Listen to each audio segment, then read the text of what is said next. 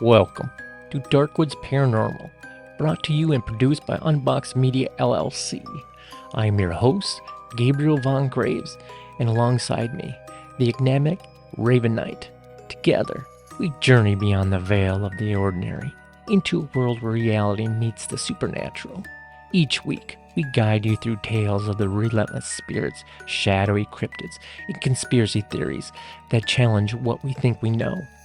Whether drawn to folklore, urban legends, or forces that have haunted humanity for centuries, Darkwoods Paranormal offers stories that captivate and disturb. Stories that might just keep you awake at night. So listen closely as we explore the secrets buried in shadows. Step into the darkness with us. This is Darkwoods Paranormal. Let the journey begin. Hey everybody, this is Raven Knight with Darkwoods Paranormal, and I am thrilled to welcome our guest today. He's been a paranormal investigator for nearly 18 years and has built a strong following on TikTok, not by chasing ghosts, but by breaking down videos that claim to have captured them. With a sharp eye and a skeptic's mindset, he's known for calling out fakes, questioning the unexplained, and bringing logic into space often ruled by fear and fantasy. Today, we're taking a look at the paranormal from a different angle, through the lens of debunking and critical thinking. We'll talk about Nathaniel's background in the field, what led him to review and challenge viral paranormal content, and why skepticism plays such an important role in honest investigation. We'll also touch on his upcoming podcast and his appearance at Paranormal Rockdown at Broadhead Manor here in Wisconsin. So please welcome to the show, Nathaniel Elwell. Hopefully I didn't get your last name. Hopefully. You know what? Oddly, I've not been to the podcast yet that has. Good. A lot. I was worried. I meet people in person and they butcher it, but so far you guys as hosts have done excellent. Good to hear. I love that. Well, welcome to the show. I'm really excited that you're thank you for having me. You've been doing this for about 18 years, which is a very long time. So I want to talk about how you got started doing some paranormal investigating and how that led you to where you are today.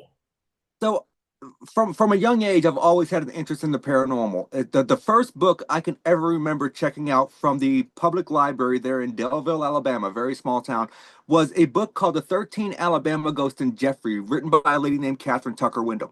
And I absolutely became enthralled with that. I did a ninth grade book report on Area 51. That is like how long I have been into the paranormal as far as an interest. Anytime I saw a new paranormal book come out that came into the library at school, that's what I checked out. That's what I read. I absolutely have always had an interest. We grew up in a I'm going to call it semi-haunted apartment because I can't tell you whether or not it was actually haunted. Mm-hmm. But what I can tell you is when we were living there when I was younger, it was in Rochester, New Hampshire. My brother would hear marbles rolling down the staircase, going to the downstairs. But when he would go downstairs to look for said marbles, they wouldn't be there. Mm-hmm. Now, when this apartment building was torn down, let's see, it's 2012, I think it was, the apartment buildings that we used to live in were torn down. When they tore down our particular apartment, there was actually a newspaper article that they released because they found a ton of marbles underneath the staircase. Really? So where did those marbles come from? Were they always there? Right. We don't know. So that was one of the first experiences as far as paranormal that I can remember. As far as becoming an investigator, it's a long story. I've done a 3-part YouTube video on it where I had to break it down into 3 parts because it's so long, but I'll give you a condensed version the best that I can. So I used to have a dog named Stormy. She was a pit bull. And she got really old. 16 is old for a pit bull. Mm-hmm. It got to the point where she could no longer hold her faculties, and she had an accident while sleeping on my bed because she always slept in my room. She would not sleep in any other room, even during the day. She would not sleep on the couch. She wouldn't get up there. She would go to my bed and go to sleep, which I never completely understood. And there is I'm going to call it a side quest here. So there is a side note here that I used to be very, very much into the dark arts of Wicca. I used to study Vodun, which is known as Louisiana Voodoo. I made a voodoo doll for something that I thought wronged me. Mm. Um, Wicca believes in this thing called the rule of return. What you Mm-hmm. do to somebody comes back on you tenfold if the energy you put out is negative. Yeah. And I think that's kind of partially what went on here. Because after the events, they didn't stop, they took a break. Okay. We never found that voodoo doll. I made it, I sat it on my shelf, and it disappeared one day, and I never saw it again. Don't know where Mm. it went. Never found it. But going back to the dog. So the next day, after she had the accident on my bed, we go to bed. She goes to come in my room. I put my foot in front of her face and I kick her out. And I was like, Stormy, you can't stay in here, honey. You can't be sleeping on my bed. You can't be having accidents on my bed. And so I watched her walk that walk of shame down the hallway. And she looked over her shoulder and like expecting me to say, okay, it's okay, come on. But I Mm-hmm. didn't. I shut the door. The next morning, my father got up for work and woke me up and told me that Stormy had crawled underneath the coffee table and passed away. Wow. Um, the very next day was when I started feeling the tugging at the feet of my blanket. So Stormy used to do that sometimes. If she got really excited for whatever reason, she would tug on my blanket by the sheet at the bottom where my feet were. After, I don't know, 7 or 8 tugs, I was like, Stormy, honey, I'm trying to go to bed. I've got to get up. You have to stop. And I kicked my foot back and I hit something solid and to my head. What did I just kick? Because Stormy's not in this room. She died this morning. Mm. And then I heard something say my name that was not a human sounding voice in any way, shape, or form. And I am very OCD about doors. If I am in a place, I want the door shut. I don't like open doors. I never have. I probably never will. It's a weird thing. So I had French doors on my closet. So they open from the center and kind of folded out, you know? So you had that Sure. latch in the center. The door was latched when I got in bed. After about, I'm going to say 4 or 5 minutes that I kicked this figure, heard that voice, I finally mustered up the gall to roll over, grab my flashlight. Turned on the light, my closet door was wide open. Hmm. Never been able to explain that. And Mm-hmm. then going over the next several months, I would be consistently plagued by nightmares of me dying in violent ways. On Wow. top of, and when the nightmares stopped, the tapping on my window started. I would wake up every day, 3 a.m., to 3 very loud taps on my bedroom window, which we all know the 3, you know, mocking of the Trinity. If you're into the paranormal, you know Yep. what that is. And it's nothing friendly.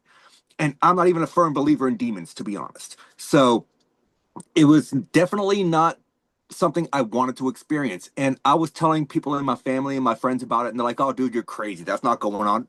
Come and see. So they would come, they would sleep off, they would bring a sleeping bag, they'd stay on my floor in my bedroom, and they would themselves. I have about 11 witnesses that were woken up to the tapping on my window. Wow. And when we open the blinds, there's nothing there. And I'm sorry, I know I live in Alabama at that point in time, but a crackhead could not run that fast. So I don't believe that was the culprit. Right. Right. So odd thing is as quickly as the onset of experiences started, they paused. Fast forward about 4 years, I get married. Me and my ex-wife, we move into this trailer in the small town of Clayhatchee. It's a town so small that if you drove through it and blinked, you had no idea you drove through it. Like it's that small. The trailer park that we lived in, there was no street lights within 150 yards of our trailer. So when I tell you that you shut the lights off and it was pitch black, you couldn't see your hand an inch in front of your face, pitch black. Like this was blacker than black.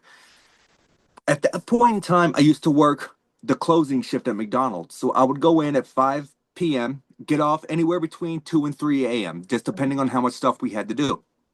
And for several months, I would come home and I would see shadows walking in the bay window at the front of the trailer because my ex-wife would leave the window or the light on in the kitchen for me so I wasn't tripping over things when I came inside. And I would see this shadow and I'm like, what is she doing awake? I get up, go inside, everyone's asleep. Yeah. No one's awake. And I don't know if it was the same entity, okay? I'm not going to claim that because realistically, I have no physical proof to say this, okay? Right. But there was a night that I had a vacation week, and went to bed kind of early, lay down, I'm asleep, and I wake up with a bout of sleep paralysis. And I don't know if any of your watchers or listeners have ever experienced sleep paralysis, but it is one of the scariest things you will ever experience. It is. It's terrifying. Yeah. And when I woke up, I felt this pressure on my chest and a pressure on my neck. So this is not your typical bout of sleep paralysis, and I'll explain that afterwards. But typically, sleep paralysis is you wake up and you can't move. You don't feel pressures. Hmm. I was feeling pressures, and what seemed like 30 or 40 minutes, but let's be honest, when you're in that state, it's probably more like 10, 15 seconds. Right. I shook it off, sat up, and there was a figure that was blacker than black standing at the foot of the bed. I could physically see the outline in this extremely dark room. And I watched it drift backwards into the hallway where my daughter, who at the time I think was 7 months old, was sleeping. The light bulb in the hallway got extremely bright and shattered. Wow. And I Wow. never saw the figure after that. I never saw the shadows in the bay windows after that. I never experienced anything else in that house after that. Wow. But it was the very next day, July 16th. I went out and I bought my first voice recorder. I bought my first 35 millimeter camera. I bought my first book on ghosts, which was actually the book Ghosts by Dr. Hans Halser. I respect him in high regard.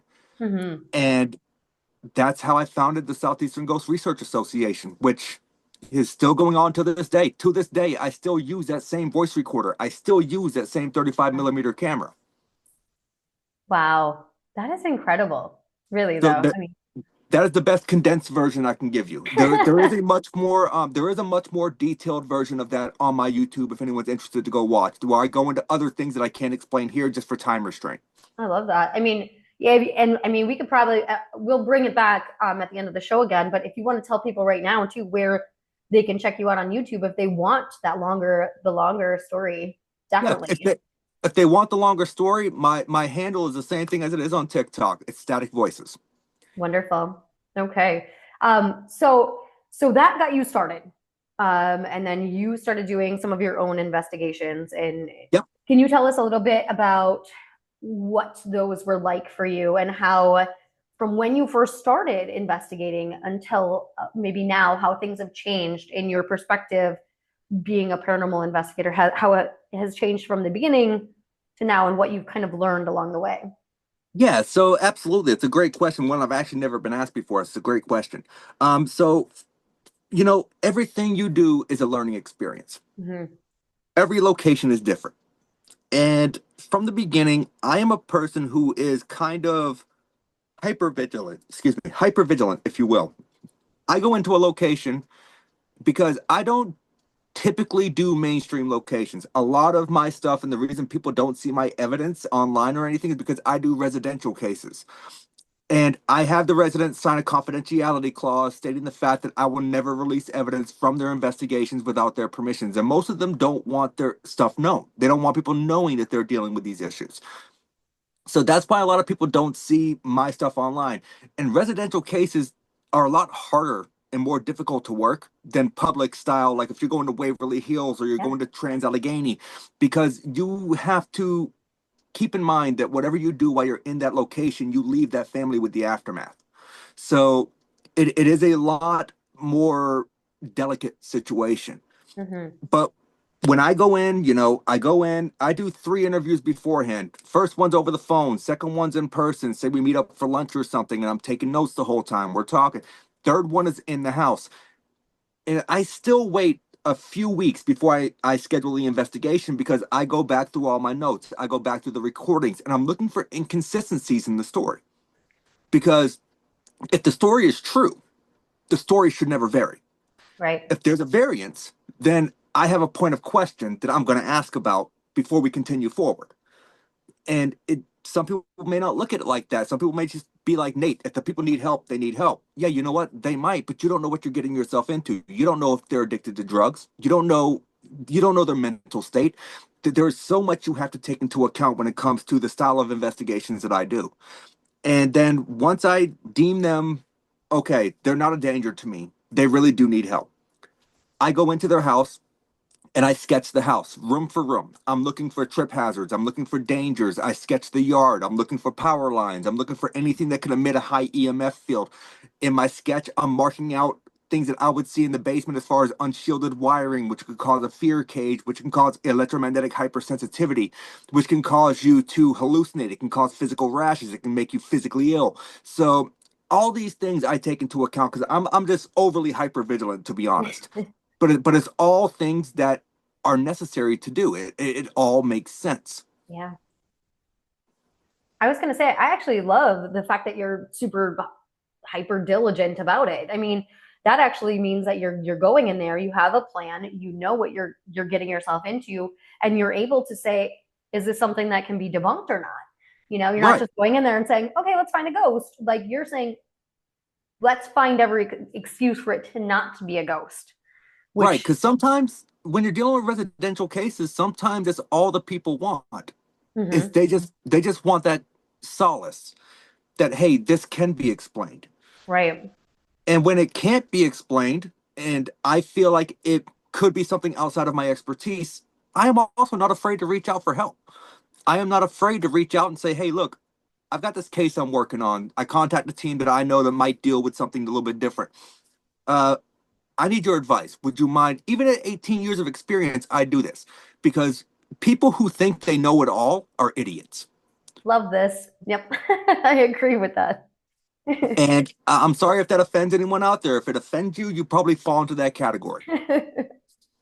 But it's true. I mean, there's always space to be learning and growing. You can't just say that you know everything. You have to Right. have that open mind and say, I could be wrong about this, and that's what makes somebody really good at what they do is somebody who's like, well, I might have thought this, but I'm also, human and can be wrong. Right. It never hurts to get a second opinion, and it Hmm. never hurts to call someone for help because I have seen so many situations where people are outside of the realm of their knowledge and they try to help and they Yeah. just make the situation worse. Yeah. Don't just ask for the help. There's people out there that know more than you. Be Yeah. humble. I love that. I also love the fact that you go into residential places. And I say that because I was actually just talking to a good friend of mine, Patrick Keller, who is the host of the Big Seance podcast.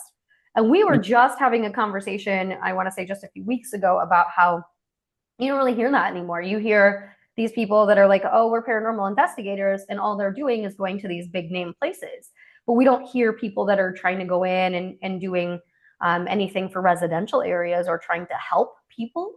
And so I will tell him when we're done here that you do this because we were literally just saying you don't hear that anymore. It's literally don't get me wrong. I love going to the bigger locations. Like I love Mhm. going to the mainstream places. Medfield State Hospital in Medfield, Massachusetts is amazing. The Lizzie Borden House, Oh, eh, disappointment for me. oh Um, no, I haven't I, gone there I yet. actually I actually slept in the spot where they found Mrs. Borden's body on the floor because I like to sleep in weird spots if I have the opportunity because I'm Sure. a weird guy. And I experienced nothing the whole night. The Castillo de San Marcos in St. Augustine, Florida, which is the oldest Spanish American fort in the United States. I love the Castillo, amazing place, very hard to get into. Okay. I got requested to come in because the city found out that I was down there at the Ponce de Leon Fountain of Youth Park because I was invited by them to investigate the claims of Native American spirits that they were having. So kind of like I got a twofer there. Yeah. And the twofer turned into a threefer when I got invited to go and investigate the St. Augustine Lighthouse. So, That'd be so cool. oh, there were great places. I love them. I don't turn down bigger locations, but my heart has always been the residential. It's helping folks. Also into cryptids, which I actually love a good cryptid myself. So we have Yeah. had. So when it comes down to it, I call myself a paranormal researcher. I don't Mhm. normally call myself a paranormal investigator because just like religions, there's different sects of the paranormal. Okay, you have your cryptids, you have your UFOs, you have, spontaneous human combustion could even be considered a form of paranormal activity because it's something that we don't know. It's an unknown phenomenon and how it happens. But if you just study UFOs, you're a ufologist. If you just study cryptids, you're a cryptozoologist. If you just Mhm. study ghosts, you're a ghost hunter. A paranormal investigator and paranormal researcher studies all aspects of everything unknown that falls within into the realm of anything that cannot be unexplained. That's why I call myself a paranormal researcher. I love that.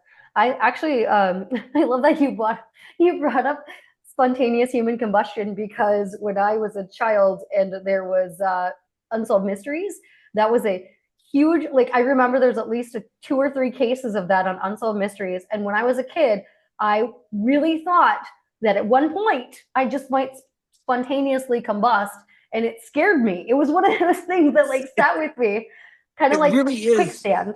Like when Yeah, you it really is such an odd phenomenon because they can physically tell you that they burn from the inside out. Mhm. So it's not like they were a drunkard who fell asleep with a cigarette in their mouth and it fell on their shirt and caught the chair on fire because that chair was probably made of asbestos and just so it's obviously not that. But Yep. it's such a weird thing that they've never been able to explain. But here's the thing. I have not heard a case of this happening in many, many, many years. No, I haven't either. So is that something that's non-existent now? I don't know, but I can tell you it's a very, very odd thing. Yeah, that and like you think of like that and the Bermuda Triangle. The Bermuda Triangle. You Nothing hear about. disappears there anymore. Yeah. So what happened? Like what happened when again when we were kids? Like that was the big thing. That quicksand and spontaneous human combustion. Yep, and I think the Bermuda Triangle, to be honest, can be explained by advances in technology. Because when you think back, I mean, I know you had that whole fleet of fighter jets that disappeared. Mm-hmm. It was like 6 or 7 that were on a training mission that just boom, gone. Yep. And then on top of the multiple ships, right? Anytime you hear reports about something going on in the Bermuda Triangle, it typically has to do with the fact that they were having equipment malfunctions, whether it be the compass or some kind of flying motor, some kind of auto direct on the ship. They were having these mechanical malfunctions. So, is it plausible that there's a geomagnetic plate underneath that specific area in the ocean that is causing these devices to malfunction? So, maybe throughout the years, we have created compasses that work more fluidly than what they had back then when things were disappearing. Oh. Oh, that is very possible. I love that theory too. I've That never would be really, yeah, my guess. yeah, I love that. Okay, so I want to touch back on cryptids because I do love cryptids. I do know that you have some experiences with cryptids yourself. So if you can tell us a little bit about your cryptid experiences. Back in the day, my parents were pretty big drug addicts, and I didn't like staying at home. So I would stay the night at my aunt's house.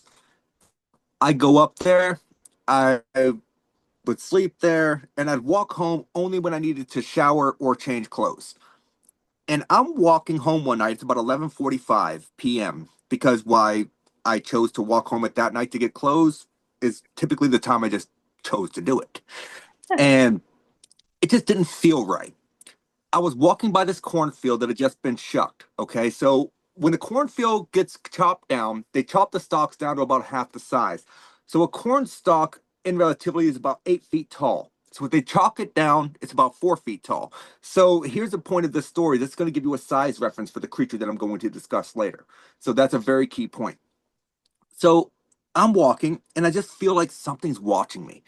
And I cannot shake this feeling. So I start looking around. I stop walking. I start looking around. And about 100 yards into this field, maybe 120.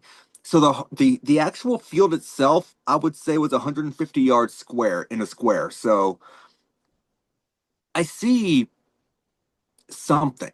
I see a shadow, and it starts somewhat coming towards me. And we have bears down there, but I didn't get the feeling of a bear, if that makes sense. Yep. Um, And I was like, okay, well, that's strange. And I'm staring at it and I'm watching it move. And I'm like, you know what? F this. I dropped my duffel bag. I ran back to my aunt's house because my uncle Dave had one of these really big candle watt flashlights. It was something like 10,000 candle watts or something as a floodlight. I'm like, guys, there's something in the field. I'm not walking home to get clothes. Y'all need to come see this. And Dave was like, oh, whatever, whatever. I'll grab the flashlight. So he comes outside with his flashlight and he shines it into the field. And what you see is this outline that looks almost a brownish orange. It's a weird outline. Put up, corn off, put up almost double side of the corn. That's a very tall creature. And when the eye shine, when it looked back, hit, and we could see it, it was almost this burning goldish, bluish with a mix of green. It's an eye shine that I have never seen before. And my brother is an avid hunter. I have seen a lot of eye shines when it comes to animals in the woods because he likes to show me his oh, look at this video. Look what this animal is. Yeah, so he likes it. I'm very familiar with eye shine. Yeah. This is an eye shine that I've never seen before. And I also do not know any bear that is going to walk 60 yards on its hind legs into the woods. No. I have never been able to explain what that thing was other than saying that I would say it's a skunk ape being in that area, but I didn't smell the smell that you would associate with a skunk ape. Maybe I was upwind. Maybe there was no wind. I'm not sure, but I didn't smell the smell that a lot of people claim to smell when it comes to that particular cryptid. So am I going to say it's a skunk ape? No, but what I'm going to tell you is it was big and it walked on two legs for a very far period, much more than a bear would have. Second experience, fast forward about 2 months. Me and my ex-wife were driving back from a party in a place called Dothan, Alabama. We're on this back road and we come up to this bridge. So it's a very narrow bridge. It's one of those bridges where if you are just over that line or just on that line and a car is coming from the other direction, you're going to scrape. So I always would stop and let other cars pass if they were coming. Luckily, this was at about 11:30 at night, maybe a little earlier, but no other cars were on the road at that point. And this is where I got a very clear picture or a very clear shot of what I saw. Okay. We go to drive by this bridge, and standing by the protection guardrail that will prevent you from veering off and going off into the culvert, right? I see this creature. I would estimate 7 feet, maybe 7.5 feet tall. Orange reddish fur, for sure, 100%. The fur, excuse this, don't let it blind you. The fur, it went like almost what you would see with a gorilla. Like nothing here had fur, but it went all around, all the way down, and very, very odd looking creature. So we're driving and we get about a mile to a mile and a half down the road. My ex-wife pulls over and she looks at me. She's like, I got a weird question for you. I was like, all right, shoot. She said, did you see that Bigfoot standing by the bridge back there? And I said, why didn't you stop? and her exact response, which is valid, I didn't want to get eaten. That is pretty valid. That's a valid response. Yeah. But yeah, so that would be my two experiences when it comes to cryptids. At some point this summer, I'm going out to Lake Champlain. I'm going to try and go and see if I can get a champ sighting. Oh, I love that. I've always been fascinated with champ. As a matter of fact, I have a rock in here from Lake Loch Ness in my drawer. Do you really? I do. I've always been fascinated with lake monsters. Oh, me too. I love that. You'll have to document your experience and let us know if you find something or something. I'm hoping to have something happen, but let's be honest. I can't think of a recent champ sighting that has been at least somewhat credible in many years. Yeah, but it's a huge lake. So you know what? There's a very good plausibility that depending on the temperature of the water, it could migrate. That's true. There's nothing saying that it can't be sighted in different points of the lake, just like Lake Loch Ness. I mean, the lake there gets cold in certain areas, and that's why you get more sightings at certain times of the year. So maybe it migrates. That's true. Okay, well, I kind of love that. It's an insight to how my mind works. No, that's good. That's good. I like that. I like that. I'm a weird guy. You know, every paranormal researcher / investigator that I've talked to keeps saying that. They're like, "Oh, we're just weird." And I'm like, "There's It's great. It's better being weird, isn't it? Like there's no Oh, it is. I yeah, wouldn't be any other way. that's where we're not normal. It's just I why we're will. into the paranormal, right? I will say my favorite cryptid of all time, Mothman. Mothman. I really want to go out to West Point, and I really want to Yes, check that out so bad. I want to check out the Mothman Festival. Oh, me too. Maybe we should I go. We should I go. also I also would love nothing more than to do what everyone else likes to do and stick a quarter in the ass cheeks of the metal Mothman statue. Actually, for Valentine's Day, they had a rose. There was a rose sticking out of it. I Oh, follow, really? yeah, I follow the Facebook page, and like, there's always something sticking out of the ass of the Mothman. Always, Always, always. always. But yeah, I love the Mothman. I love the Jersey Devil. Mm-hmm. Um, here in New Hampshire, we have something that's known as the Wood Devil, which is our version of Bigfoot. We also have the Devil Monkey, which is supposedly some kind of cryptid monkey that exists up near the White Mountains. That I Oh, don't. Yeah, I've not experienced that yet. But I love Ogopogo. I mean, if you go over to, Australia, you have the Yowie. If you go over to Asia, you have the Orang Pendek. If you go down to Africa, you have the Tokaloche. So mm-hmm. I am all over the place when it comes to research and studying weird things. Oh, I love that. Me too. Me too, though. And I'm like very much a believer in a lot of things. I know that a lot of things could be like debunked, but I think there's Oh yeah, such there's such magic at the same time, and like hoping that there could be something, like hoping that right. Loch Ness or Bigfoot could exist, or like we over here we have the Beast of Bray Road, which we were just in that area. Ah, yes. Oh, you know the Beast of Bray Road. I do know the beast very well. Okay, so we were just on that road last weekend, which might be why I got sick. No, that's probably not it. But we were standing out there and it was cold and it was windy, and it's Wisconsin, so it's not that warm here yet. And so we were standing Yeah. out there and trying to see if we So could I catch the actually beast. I actually researched how far away Bray Road was from Broadhead because I was gonna book an Uber just to say that I've been there. It's Yes. a pretty good distance. Yeah. Probably not worth the Uber price, to be honest. No, probably not. And it's really not that long of a road. Like, so growing up here, I've always heard about the beast, like always heard about the Beast of Bray Road. And so in my head and everything I've ever seen it, the road seems longer and more secluded. And then you get there and it's really not very No, long. I mean I know the road itself isn't all that long. I've Google mapped it. Mhm. Um, when I knew I was going to Wisconsin, I instantly was like, I've got to see Bray Road. I've got to. So I started Google mapping it, seeing how long it was. And I was like, okay, well that's cool. Here's Broadhead. How far am I? Yeah, I'm not going to make that work. I just want a picture of myself standing in front of the Bray Road sign is what I want. Right, right. I'm not going to do all that travel for a picture, Just for the unfortunately. picture. Yeah, which it's only on one side. I don't know if they're like, I don't know what happened to the other sign, but there's Well, that's one stupid. sign. Yeah, there's one sign that I saw anyway. Interesting. I wonder if they like part of us were we were thinking maybe they took the sign down because they're so sick of people driving down Bray Road trying to find the beast, but I there is mean, maybe, one. That's but what let's I be was. honest. There is definitely something more to that cryptid than people realize, because that thing has been seen for a good 100 years. Oh yeah. People have Oh had yeah. sightings. Yeah. Maybe a little bit further than that. And there's been people that have claimed that sometimes they feel a nudge in the back of their car, like something ran into their car. And there's claims of people saying that they've had scratch marks come down the side of their car after they've Yeah. seen a creature that they couldn't explain. I mean, there is definitely something to the Beast of Bray Road. Um, is it a werewolf?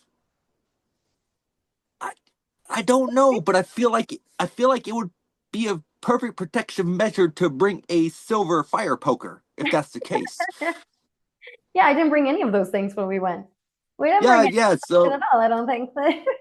it's going to be a 50-50 shot as to whether or not you experience something. That's true, isn't So, it? and this is one of those things, like just like going down to Point Pleasant, West Virginia, just to say that I've been to the Silver Bridge, Yeah. right? Yeah. Same thing with going to Bray Road, just to get there and take a picture in front of the sign, say, "Hey, I've been to Bray Road. That it's on my bucket list. I will get there." Well, maybe you'll just need to make it happen. Maybe we can do an investigation together or something. We'll go down to Bray Road and see if we can find the beast. We'll see if we can work that out. It won't be this year. I've got too much travel this year. Oh, I know. We'll talk about that in a little bit too. I know that you have a lot going on. We actually have a lot going on too. It's like a crazy busy year, but I love it. Nothing wrong with that. No, it's so much fun, and you go do these events, and you meet these people that are, I mean, just the most amazing people. And speaking of, I mean, we were talking about everything vaguely paranormal.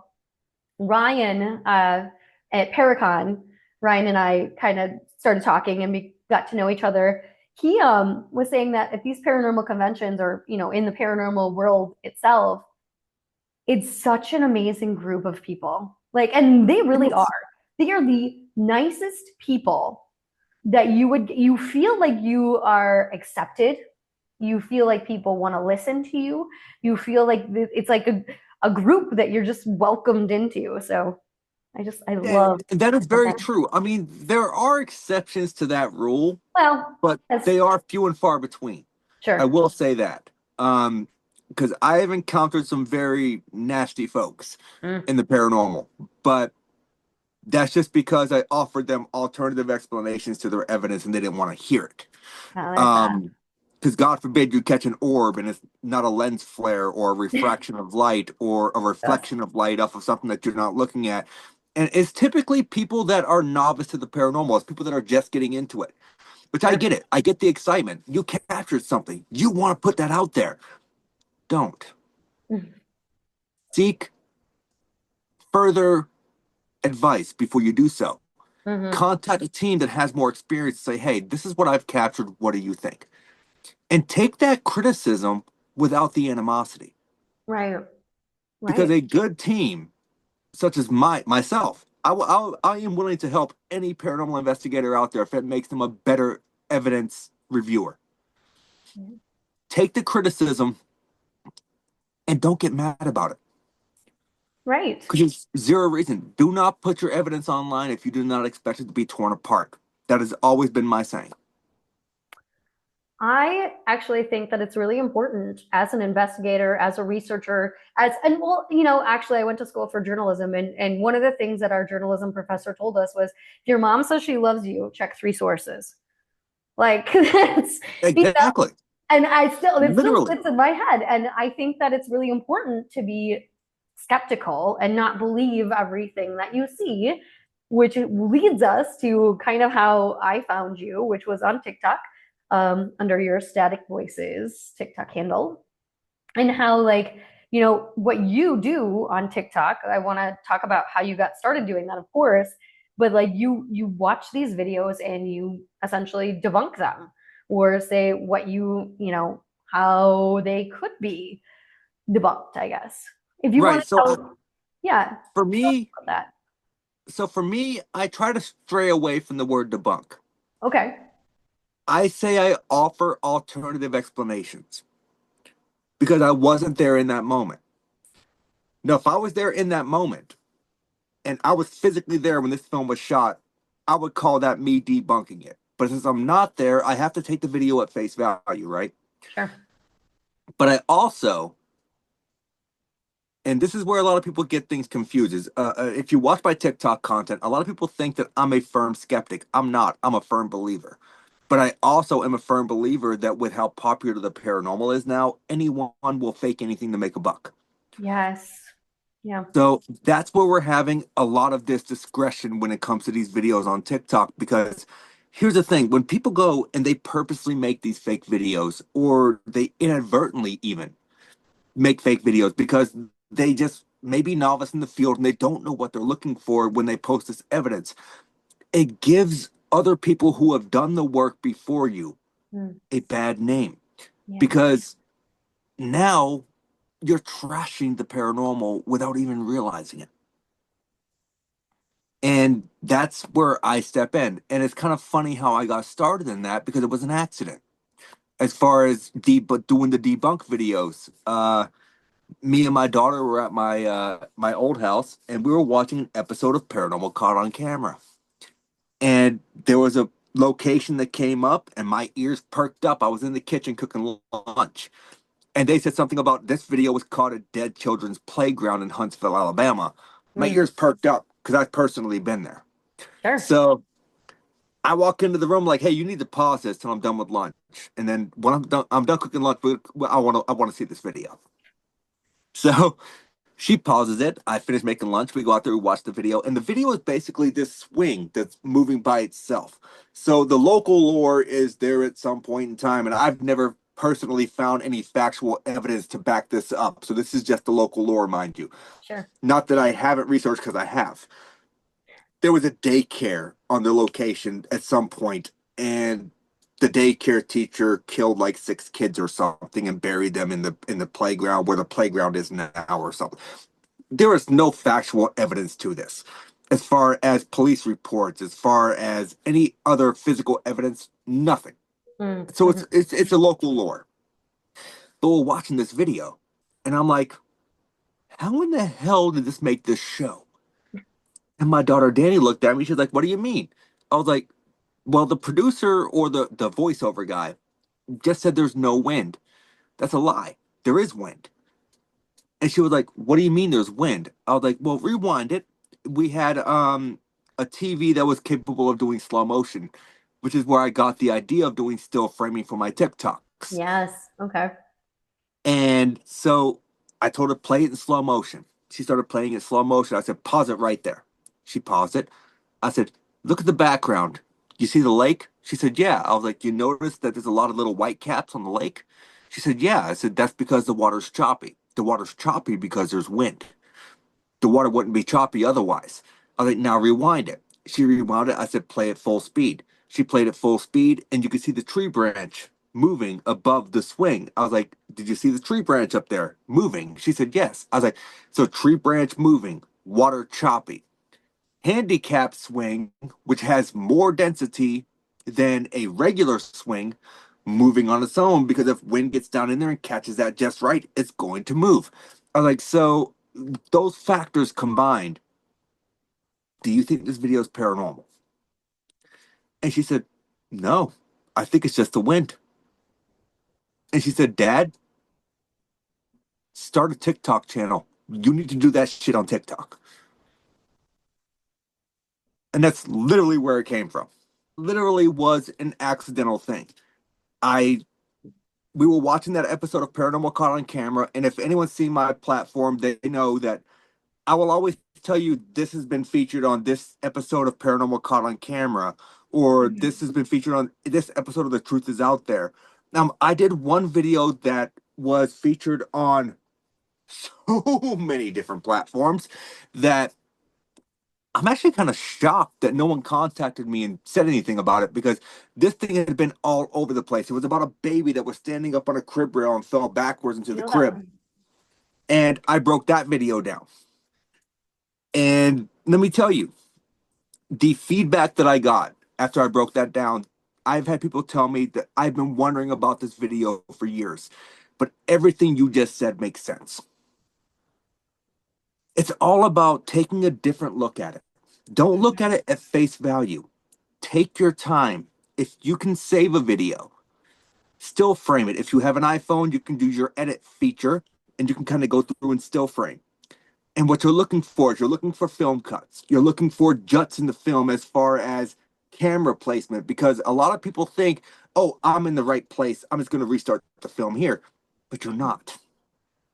You're looking for film shine. You're looking for blurriness around certain areas, because if you have blurriness in a certain area, and I'm going to show this in later TikTok because I recently acquired a green screen suit. So I'm going to hang up my green screen and I'm going to show people how to make objects levitate by their own volition. And I'm going to do a how-to video step by step on how to make this happen using chroma key in video editing. So I'm going to show people how these objects come up and they move. A good example, there was a team that was out of West Virginia. They released an evidence video that they thought was paranormal. I went through and I gave it my once over and I released my video. They sent me a PM and they said, hey, just want to let you know we're going to take our video down. And they said, it's not because of the video that you did, but we didn't see what you were seeing and we think you're right. And that's good. That's helping, you know? It's not always I'm doing it to call people out. Right. Sometimes I'm doing it as an educational aspect. And now that I have my pale crawler and rake suit, I really am looking forward to getting into some pale crawler and rake videos. I just hope the next upcoming few videos are going to be really interesting because I'm trying to add a new dynamic to how I do my videos. I'm not going to just sit there and show you screenshots and say, hey, this is what I'm seeing, this is what I'm seeing. I want to be able to physically recreate it. Yeah. And I've got another video coming out. Matter of fact, they should be here within, I think, a week is what Amazon said. They should be here like within a week. People filming what they call real vampires. They've captured vampires on film. Oh, the people are smiling, and then all of a sudden their fangs come down. Well, guess what? I found retractable fangs. That's a thing. Yeah. Yeah. And they're not that expensive. Oh, I believe that. I believe that. $9.99 for 3 pairs. Well, thank you. Just in case I need some later. Just in case you need some. It's a great video. Halloween trick. But I have been tagged in a lot of these people catching real vampires on film. And they're like, oh, well, how do their teeth just do that if they're not vampires? Well, guess what? I'm going to show you. Yeah. Yeah. Well, I love that. I love that this kind of happened by accident for you, for one. Two, I am pretty sure I saw the video that you were talking about on Paranormal Caught on Camera. I believe I've seen that video like a long time ago.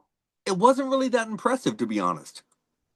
Yeah, I think, it's a swing. It's swinging. I mean, that could be the wind. Yeah. And the fact that you caught that is incredible. And then took that and made this out of it is even more incredible. I don't, like I said, this was never my intention. Right. If you go back and watch some of my original TikToks that I've done, and I've never deleted any of them, they're really cringy comedy stuff. So that could be used as blackmail later on if you want. It's horrible stuff. So how it went from us watching an episode of Paranormal Caught on Camera to what I do now, I can't explain that, to be honest. And my daughter's always been like one of my biggest supporters. She was the one who supported me to write my book, Downloading for the Dead, Investigating Paranormal Applications, which is a journalistic view looking into paranormal applications based off of my experiences testing them on my YouTube channel to tell you whether or not I think they can be used in an investigative standpoint. I wasn't going to investigate the paranormal applications once again until my daughter said, Dad, this is a good idea. Yeah, that's great. It's great that you have that like kind of support as well. It sounds like she's like a cheerleader for you and gives you some wonderful ideas too. She is super proud of me. There was at one point in time she wanted to have me come on a video call when they were doing the the Parents' Day at school. Oh yeah. And she was like, they won't let me do a video call because they don't believe that ghost hunting is a real job. And I'm like, technically it's not. I heard the pay's not that great, but and I've heard it's not as well unless you're on TV. And even sometimes on TV, it's not that great. I heard that too. But she was like, yeah, none of my teachers believe me that my father investigates the paranormal. And I'm like, well, all of your teachers can come and meet me when I come down for your graduation because I'll be donning my normal paranormal gear and I'd rather be ghost hunting hat. I think you have some interesting stories, and what you've done on TikTok and what you've done so far has been incredible. I can't wait to see what else you do. I know you have a podcast coming out as well. So real quick, we'll talk a little bit about the podcast, and then we'll tell everyone more about where they can find you. But let's talk about your podcast first, because that's coming out as well. You have so much going on. I really do. I have so much going on, and as I told you in the pre-cast, it's a little bit overwhelming. So I have my podcast coming out. My first episode is going to be April 9th on the All Access Network television. My guest will be the medium Kenneth Drake. Very, very amazing guy. Very, very awesome guy. The podcast is called The Paranormal Unveiled. And the reason I named it this is because I'm mixing lighthearted conversations with controversial topics. I'm going to have guests on that I know for a fact have done things in the paranormal that may or may not, I guess you could say, be up to par Hmm. with personal standards as far as what a paranormal guy or a paranormal location owner would do. And I'm going to call them out on it because I am not afraid of being blacklisted. My first guest that was supposed to be on my podcast was Mr. Rob Demarest, but unfortunately, he's going to be flying to another country at that point, so he could not join the podcast. But this is going to be a lighthearted yet controversial podcast. It's going to be like a podcast you've never heard before. And I love that. I mean, so honestly, like the well, paranormal podcast field, you could say, is pretty saturated already. So I love the different spin that you're taking on this. I do. And when I was offered the podcast, I straight told All Access Network, I was like, look, here's the deal.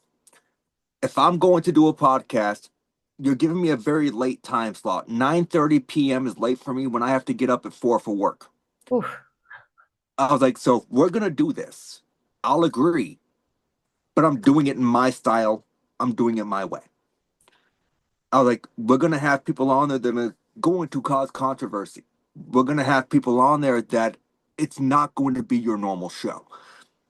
And I don't mind the lighthearted conversations. Like, I have Thomas Patrick Gormley coming on. I love Thomas. Thomas is a great friend of mine. I don't know if you've ever had him on your show or not, but if you haven't, Not yet. do so. I kind of want to be the Howard Stern of podcasts, if that makes sense. It does make sense. And like I said, when people heard my original description, and I ended up removing it from Facebook because I realized I used some suggestive language that probably was not the best. And so to maintain professionalism, I removed it. But since then, I am booked solid until September. And that it was within 2 weeks of me saying I'm making this podcast. I hope the best for you and all of the things that you're doing. Um, so I hope the best for you as well. Thank you. I loved being on this podcast. You are very easy to talk to. It's a very, very good show. I enjoyed the conversation. Well, thank you. It was very nice talking to you. I actually could talk to you much longer, but I know time is very precious for everybody. So before we can always rebook another date if you want me back on.